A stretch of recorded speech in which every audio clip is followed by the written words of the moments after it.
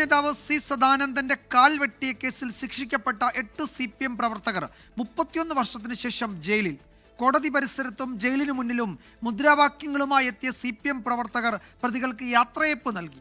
Mattannur MLA KK ശൈലജയും പങ്കെടുത്തു. KK ശൈലജയുടേത് കുറ്റവാളികൾക്ക് പ്രേരണയാകുന്ന നിലപാടെന്ന് C Sadanandan കുറ്റപ്പെടുത്തി. 1994 ജനുവരി 25-ന് RSS സഹകാര്യവാഹകരായിരുന്ന C സദാനന്ദന്റെ കാല് വെട്ടിമാറ്റിയ കേസിലാണ് ഇപ്പോൾ പ്രതികൾ അഴിക്കുള്ളിലായത്.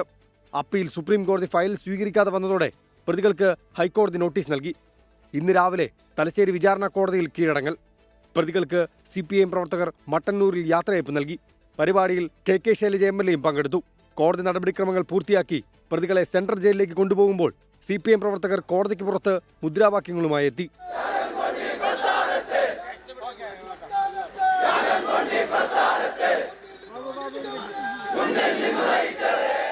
MLA നേരിട്ടെത്തി പ്രതികൾക്ക് യാത്രയയപ്പ് നൽകി ജയിലിലേക്ക് അയക്കുന്നത് കുറ്റവാളികൾക്ക് പ്രേരണയാകുമെന്ന് സി സദാനന്ദന്റെ വിമർശനം. ക്രിമിനൽ കേസുകളിൽ പാർട്ടി അണികൾ ഉൾപ്പെടുന്ന സന്ദർഭത്തിൽ അവരെ തിരുത്തുന്നതിന് പകരം ഇനിയും ഇതുപോലുള്ള കുറ്റകൃത്യങ്ങൾ ചെയ്യാൻ പ്രേരണയേകുന്ന ഒരു സമീപനമാണ് ശൈലജ ടീച്ചർ സ്വീകരിച്ചത് എന്ന് ദൗർഭാഗ്യകരമായൊരു കാര്യം പറയേണ്ടതായി വന്നിട്ട് ഖേദകരമാണത്. കേസിലെ 8 പ്രതികൾക്കും തലശ്ശേരി ജില്ലാ സെഷൻസ് കോടതി 7 വർഷം കഠിന തടവും 25,000 രൂപ പിഴയും വിധിച്ചിരുന്നു.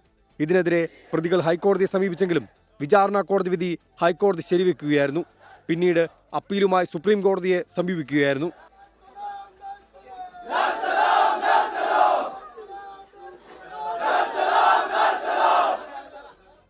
24 കണ്ണൂർ.